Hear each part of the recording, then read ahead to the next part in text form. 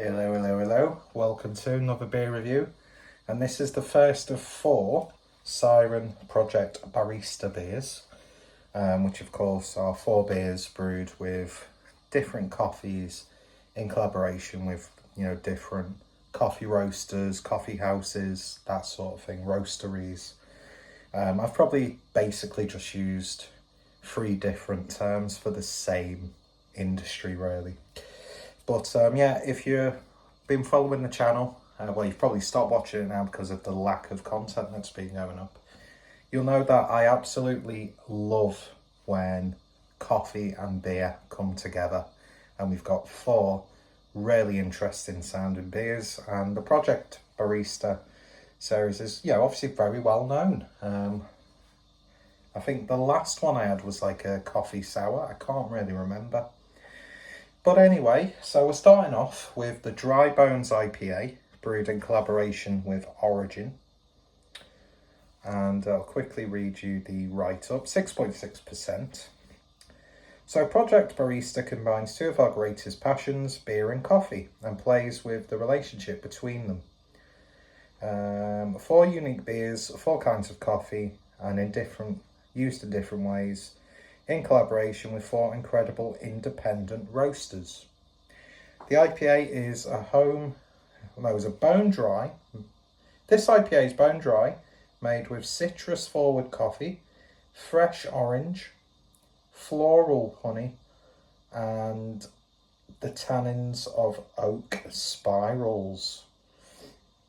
I could not have said spirals in a more weird and unnerving way.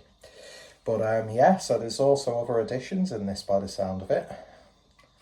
There we go, focus. Really like the artwork. There's a nice level of uniformity between the 4 beers. And I'm here for it. I'm not sure if it's mentioned what type of coffee has been used in this one, but we'll have another look. And of course, there'll always be information down below in the description. Got brand appropriate glassware. Although I think there's more glass than there is beer. And to tell you what, this IPA has took on a really intriguing colour. And also, this glass needs to be cleaned properly. So, does it state what sort of coffee has been used? I don't believe so. Although it does give you the link to the Project Barista page on their website. Maybe that's still live by the time this is uploaded, I'm not too sure. Relatively relatively new release. Picked it up from Trendle Madness about 2-3 weeks less than 2 weeks prior to recording this. So best before is the 10th of April 2025. So yeah, really, really nice. And yeah, Origin. I'm sure I've had a few beers that have used Origin coffee. I'm sure didn't Verdant do a collaboration with them? They've probably collaborated with a lot of breweries at this point because it's such a beautiful marriage of flavours, and yeah, it's just coffee beers, man. So beer in the glass then, and it's got like an almost like orangey, slightly pinky look to it. Still got a little bit of haze. Just shy of a finger's worth of white head, a little bit amber, a little bit golden, looking interesting. Poured a little bit more pink. Anyway, let's see what we get on the nose. Well, you're getting those additions of you're getting a very citrus forward character. There's like a slight mallowy dark chocolate aroma. Definitely get a woodiness in there. Almost like a slight pepperiness.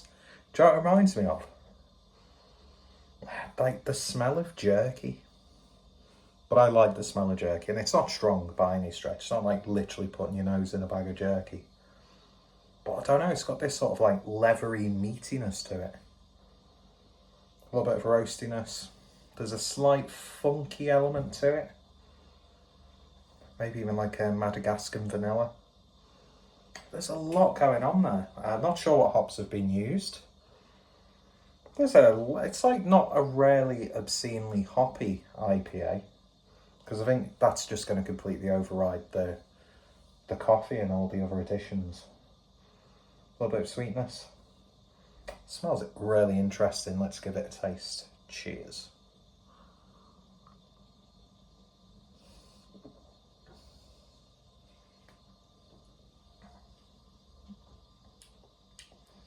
Oh, that is interesting. On the intake, you almost get like a slightly soured flavour, as if it could, you know, turn into a sour IPA. But that dissipates really quickly. And then you get like a honey, vanilla sort of character. Definitely get the bitterness of both the coffee and the hops on the back end.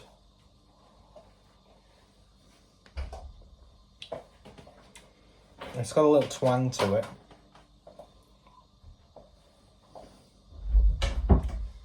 That's like orange peel, wit beer sort of character. And then just a very subtle, like tart funkiness. But not too much. The balance is really, really nice. It's soft and subtle. It is very drying on the back end. It almost borderline goes into a brutish sort of territory. But then the aftertaste is that lingering flavour of coffee that you get, you know, when coffee stays on your breath. But it's not like a freshly brewed coffee. You're getting like that, like really earthy, roasted element to it. I'm just going to say it's not going to be to everyone's tastes.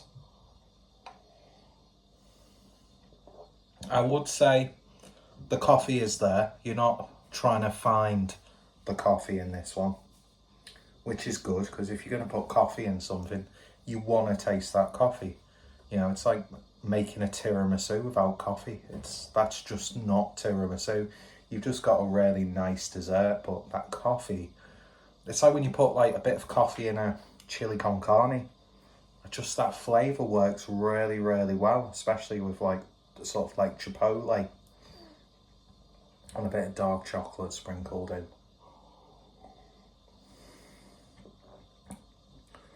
But yeah, it's not going to be on anyone's list of one of the best IPAs that have been brewed this year, because of course when we think of IPAs that are popular, they're always overtly juicy and, you know, creamy and, you know, luminous, which I'm a fan of, obviously, but not every IPA has to go to that level. But to me, it's something interesting, do you know what I mean? And as a coffee lover, I'm getting a lot out of this. As an IPA, it's alright. Siren do really good pale beers. They're strong, they're darker beers. I mean, for me, the best UK brewery who do barley wines. Every barley wine I've ever had from Siren has been absolutely mega. There's an imperial stout in this. I think it's like a red ale or a brown ale. And then there's a dark ale. I can't remember what else there is. But I'm very much looking forward to trying them. And coffee doesn't always necessarily have to be in a darker beer. I think coffee goes well in lagers. Coffee works really well in sours, because you're not just getting the coffee flavour, but you're getting like that acidity from the coffee beans and the general earthiness that plays really well. But of course, in like a stout and a darker beer, you're going to have a little bit more of an intensely coffee-like flavour, because you do get coffee-like flavours from roasted malts. But it's a very interesting start. And that balance of citrusy, earthiness, tartness, dark chocolate almost, it works well. It's a tasty IPA. It really, really is. If you don't like coffee, you're not going to like this, and you're probably not going to like the other beers in the series. But as someone who really, really likes coffee, I mean, I say this all the time, I know absolutely fuck all in the grand scheme of things when it comes to beer. So even though I consume and search for interesting coffees, I wouldn't be able to tell you what this specific bean from this specific part of the country is going to compare to like one from this country. Do you know, you have to go off, you know, the flavouring notes and then try and find it out. That's how you sort of develop your palate, really, isn't it? You don't just drink something and then bang, bang, bang, bang, bang straight away.